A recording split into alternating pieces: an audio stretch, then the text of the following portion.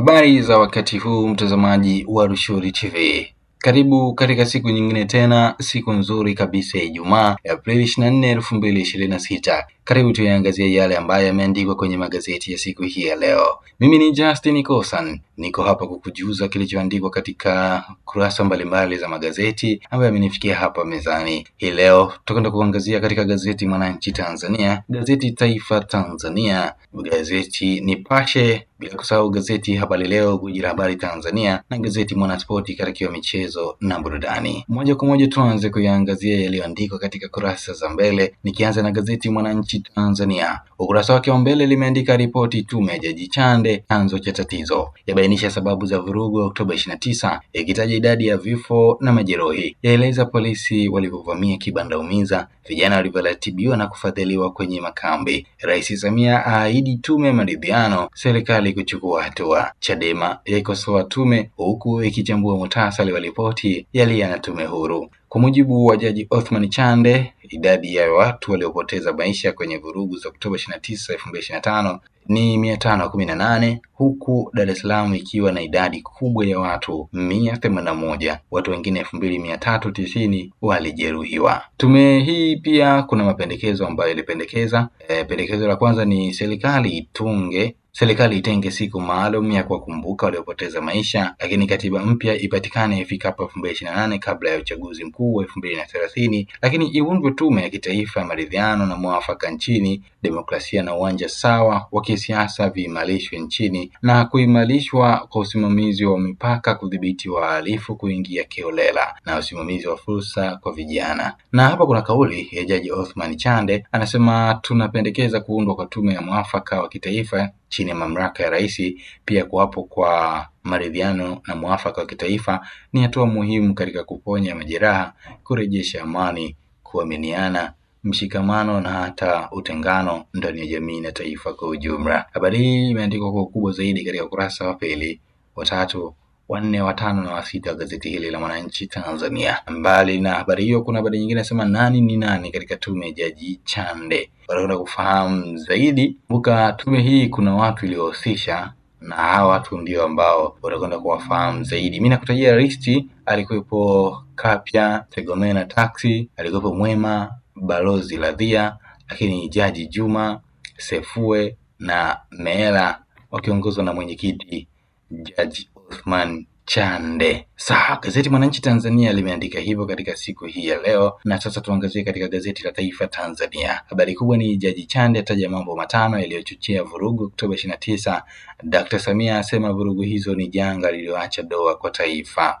Chadema wapinga ripoti ya Jaji Chande. Hii ni habari nyingine ambayo utakwenda kusoma zaidi katika gazeti hili la Taifa Tanzania. Lakini serikali yafungua ukurasa mpya uwekezaji kwa vijana Bale. Samiko yaleta kiwanda cha kuchakata madini chumvi Lindi. Silinde ahimiza umoja na uwajibikaji NIRC. Lakini mwanamke aondolewa uvimbe wenye kilo 2 mgongoni. Gazeti Taifa Tanzania limeandika hivyo katika siku hii ya leo. Na sasa tuangazie katika gazeti la Nipashe. Ukurasa wa mbele umeandika ghasia Oktoba 29 kilichojiri. Wanasiasa na wanaharakati watupiwa zigo, ushahidi waonesha ziliratibiwa na kufadhiliwa. Samia ahidi tume ya maridhiano, waliokiuka sheria kuwajibishwa. Kuna mapendekezo ambayo yalitolewa na tume na kuna mapendekezo ambayo yametolewa na serikali na kile ambacho tume imebaini. Lakini idadi ya waliofariki ni 518, idadi ya vifo 147 vilitokana na risasi na idadi ya vifo 16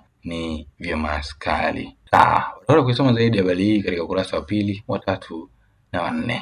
Lakini kuna makala maalum, fujo za jamii za wagharimu mabinti kutimiza ndoto zao, nyumba 150 zaathiriwa na mvua za masika Zanzibar. Gazeti Nipashe limeandika hivyo katika ukurasa wake wa mbele. Lakini gazeti Habari Leo limeandika yasijirudie.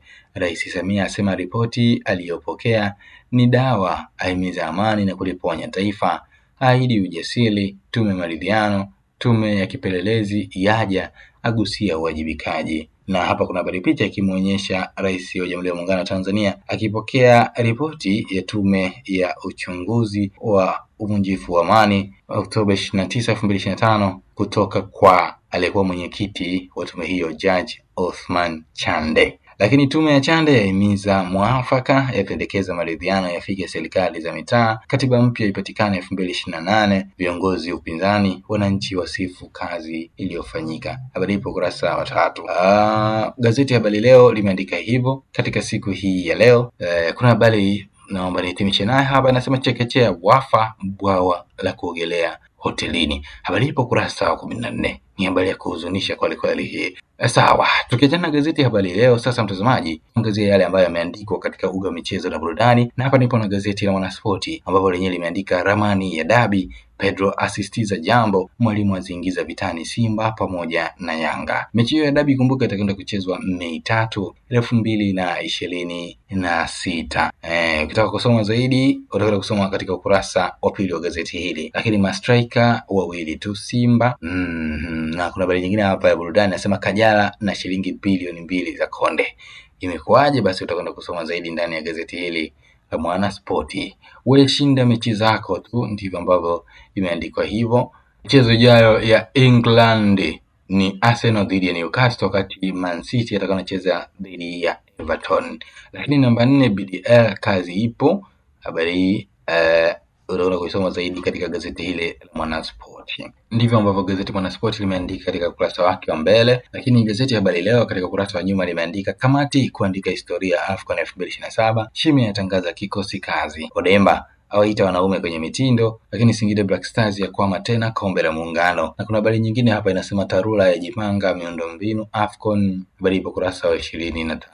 Kiachana na gazeti la Habari Leo, gwiji la habari Tanzania, gazeti Nipashe ukurasa wa nyuma limeandika mechi ya kisasi na heshima, ni baada ya Yanga na Azam kushindwa kufungana katika dakika 120 zinakutana tena. Lakini tukiachana na habari hiyo, kuna habari nyingine inasema viungo waibeba Yanga, lakini mawinga ni silaha kwa Simba.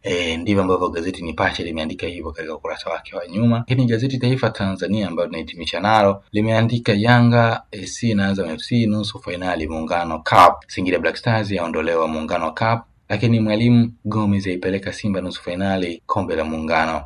City na Arsenal vita ya mwisho ya ubingwa EPL. Sawa mtazamaji, mimi nahitimisha hivyo kwenye kile ambacho kimeandikwa katika siku hii ya leo. Nimekupitisha katika kurasa za mbele pasi na kusahau kurasa za nyuma.